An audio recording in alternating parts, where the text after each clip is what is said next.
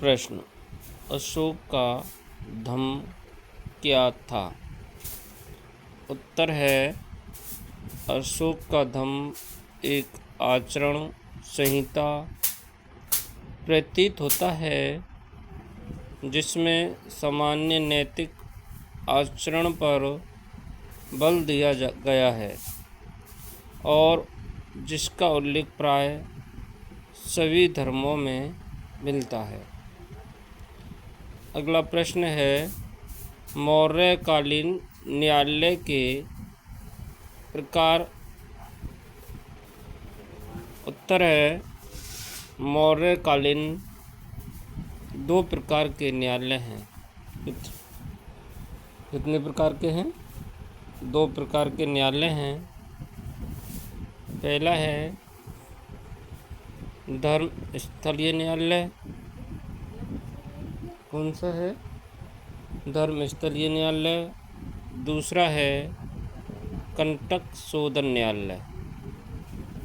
कौन कौन से हैं? धर्म स्थलीय न्यायालय और कंटक शोधक न्यायालय। धर्म स्थलीय न्यायालय और कंटक शोधन। अगला प्रश्न है, अशोक के किस शिलालेख में कलिंग युद्ध का उल्लेख है? इस युद्ध का? कलिंग युद्ध का। उत्तर है, अशोक के 13वें शिलालेख में कलिंग युद्ध का उल्लेख है। कौन से शिलालेख में? 13वें शिलालेख में। किस शिलालेख में? 13वें शिलालेख में। प्रश्न है, मेगस्थनीज। उत्तर है, मेगस्थनीज यूनानी शासक सेल्यूकस का राजदूत था जो चंद्रगुप्त मौर्य के दरबार में आया था। उसने इंडिका की रचना की थी। अगला प्रश्न है, अशोक ने बौद्ध धर्म कब अपनाया? क्या प्रश्न है? अशोक ने बौद्ध धर्म कब अपनाया? उत्तर है, कलिंग युद्ध के बाद अपने राज्याभिषेक के 9 वर्ष बाद अशोक ने बौद्ध धर्म अपनाया। अगला प्रश्न है, अशोक के शिलालेखों में कौन सी लिपियां प्रयोग की गई?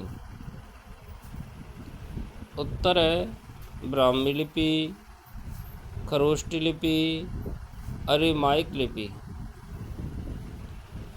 अगला प्रश्न है, सेल्यूकस। क्या प्रश्न है? सेल्यूकस। उत्तर है, सेल्यूकस का सिकंदर का सेनापति था। 305 ईस्वी में पूर्व में सिंधु नदी के तट पर चंद्रगुप्त मौर्य और सेल्यूकस की सेना के बीच, किस के बीच? चंद्रगुप्त मौर्य और सेल्यूकस की सेना के बीच भीषण युद्ध हुआ जिसमें सेल्यूकस की पराजय हुई। किसकी पराजय हुई? सेल्यूकस की पराजय हुई। कौन था सेल्यूकस?